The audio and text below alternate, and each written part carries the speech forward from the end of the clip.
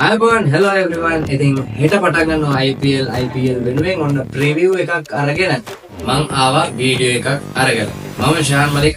Thank you so much for joining.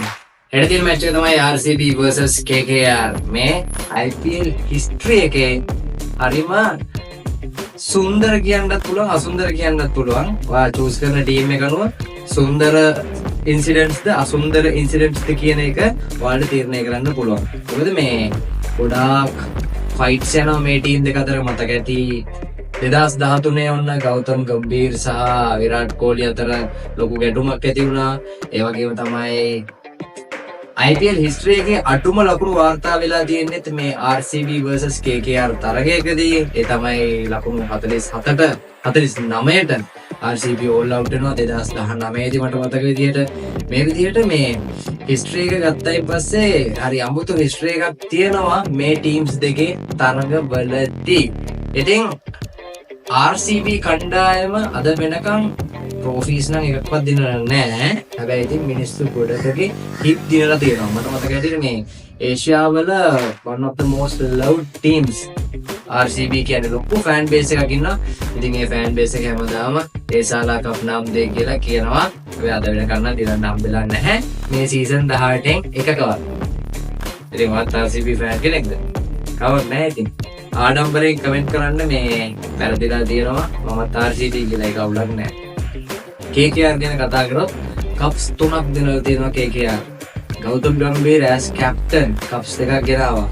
කින් Khan Shahrukh ખાන්ගේ team එක KKR. ඉතින් මේ ගෞතම් ගම්බීර් කප්ස් දෙකක් ගෙනාවා. ගිය අවුරුද්දේ වින් කරේ KKR ටීම් එකම තමයි. විශේෂ දේ තමයි ගෞතම් ගම්බීර් as coach හිටියේ ගිය අවුරුද්දේ.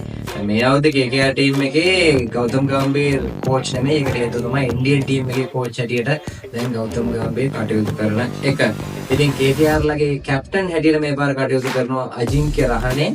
පහුගිය කාලේ CSK ටීම් එකේ හිටියේ. ඉතින් මේ පාර ඔන්න KKR captain හැටියට යනවා. RCB ගැන කතා කරොත් රජත් පතිදාර තමයි captain කරන්නේ. ඔයාලගේ කින් කෝලි විරාට් කෝලි මේ පාරත් සෙල්ලම් කරනවා. බලමු කින්ට මොන වගේ දෙයක් මේ තරගෙදි කරන්න පුළුවන් වෙයිද කියලා. අනිත් දෙකක් දේ තමයි ශ්‍රී ලංකාව නියෝජනය කරමින් නුවන් තුෂාර සෙල්ලම් කරනවා RCB කණ්ඩායමට. ගිය අවුරුද්දේ මුම්බයි කණ්ඩායම හිටියේ. හැබැයි ඔන්න මේ අවුරුද්දේ රිලීස් කරා. අපි බලමු නුවන් තුෂාර ටීම් එකේ ඉඳීද හිටියොත් කොයි වගේ බලපෑමක් ඇති කරයිද. ඔයාලා කමෙන්ට් කරලා කියන්න මේ නුවන් තුෂාර ටීම් එකේ ඉඳීද නැද්ද කියන එක. මොකද තරගේ පටන් ගන්න තව වෙලා තියෙනවානේ.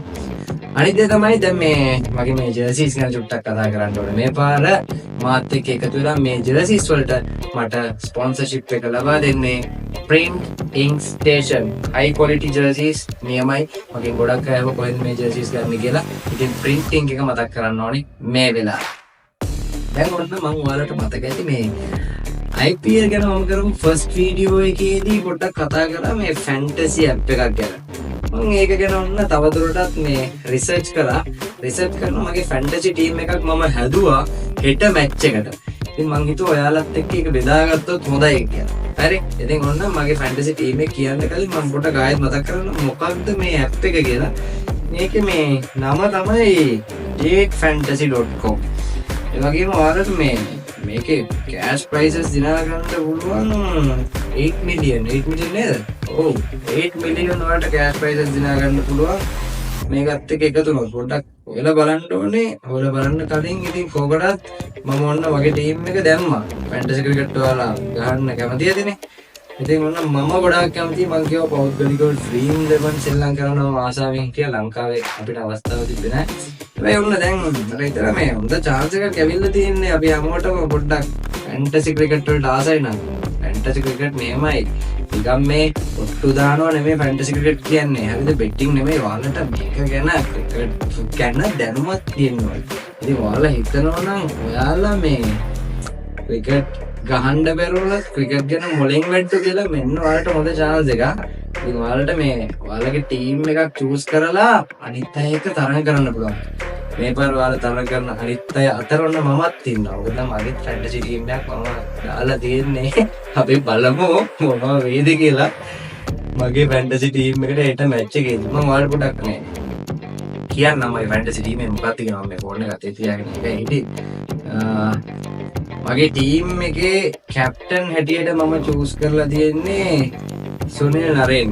ඒකට හේතුවක් හැටියට මම දකින්නේ මේ ඕල් රවුන්ඩර් කෙනෙක් කැප්ටන් හැටියට හිටියොත් මම හිතනවා මේ මට එකතු වෙන පොයින්ට්ස් වැඩි වෙයි කියලා. අනික මේ කැප්ටන්ගේ සම්පූර්ණ පොයින්ට්ස් දෙකෙන් වැඩි වෙලා තමයි අන්තිමේදී ෆයිනල් ස්කෝර් එකට එකතු වෙන්නේ. මේ දේවල් ගැන ඔයාලත් හොයලා බලන්න අනිවාර්යෙන් මේ jetfantasy.com එයාලගේ වෙබ්සයිට් එකට ගියාම එයාලගේ YouTube වීඩියෝස් පවා තියෙනවා මේවා එක්ස්ප්ලেইন කරලා. හරි. ඉතින් එතකොට ඔයාලත් හොයලා බලන්න. මමත් මේක හොයලා බලලා තමයි මේ ටීම් එක සිලෙක්ට් කරේ. අනික අපි ඉස්සරහට ඔයාලට මේ මොනවාරි ප්‍රශ්න තියෙනවා අනිවාර්යෙන් කමෙන්ට් කරලා කියන්න. එතකොට මම දන්න දේවල් මම කියන්නම් නැත්නම් ඔයාලට Jet Fantasy එකේ මේ මම දැන් කස්ටමර් කෙයාර් එකට යාළුවා එතනින්ම කන්ටැක්ට් කරගන්න පුළුවන් ප්‍රශ්න තියෙනවා ඔයාලා අහලා බලන්න. මට මේක එන ආතල් වෙනවා. ඒ නිසා මම ඔයාලත් එක්ක ඉන්ටරැක්ට් වෙන්න ඔයාලත් එක්ක සම්බන්ධ වෙන්න මට තියෙන හොඳ අවස්ථාවක්. ඉතින් ඒ නිසා මේ මම තීරණය කළා මේ විදිහට හැම මැච් එකකදීම ටීම්ස් හදලා මම මේ 8 ටීම්ස් ඇතුලේ කියලා ඔයාලට පැහැදිලි කරලා දෙන්න. හරි? නැත්තම් ඉතින් මේ ආතල් නැහැ නෝහේ බලනවා ඉතින් තේරෙන්නේ නැහැ. ඔයාලා තේරුම් ගන්න ඒක.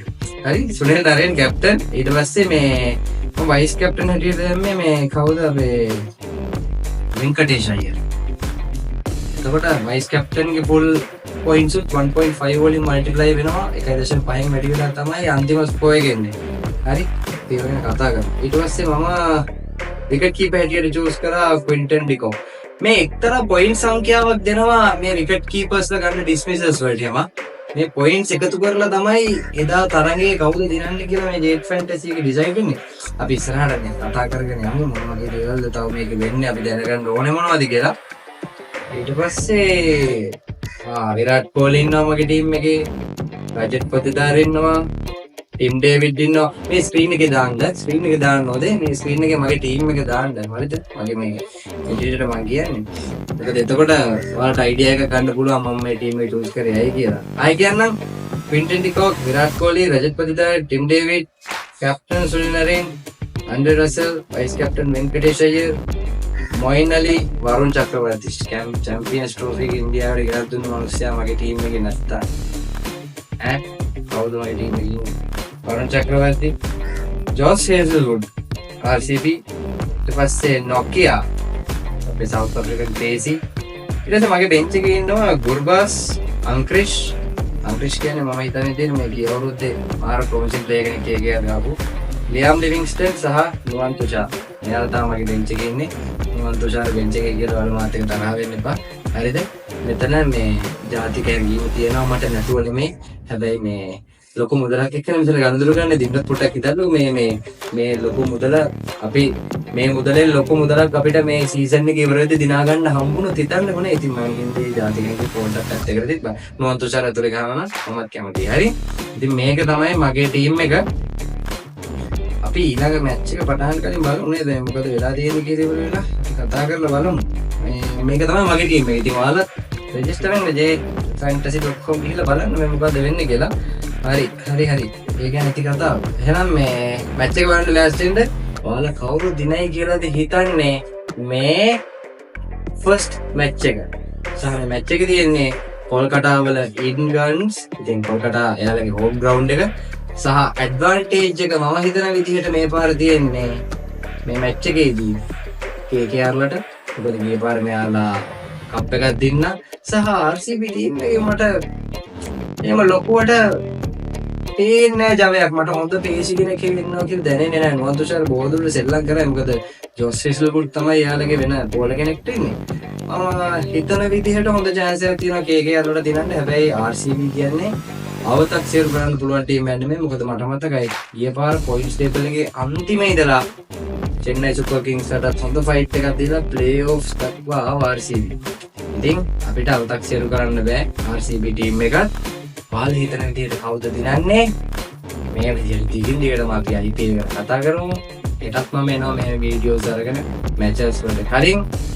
Thank you so much for joining. Subscribe කරන්න ශාන් මලික් එන්ටර්ටේන්මන්ට් සහ follow කරන්න Shan Malik in Facebook, TikTok සහ දකින හැමදේම පාරේ දෙන්න. ජය වේවා.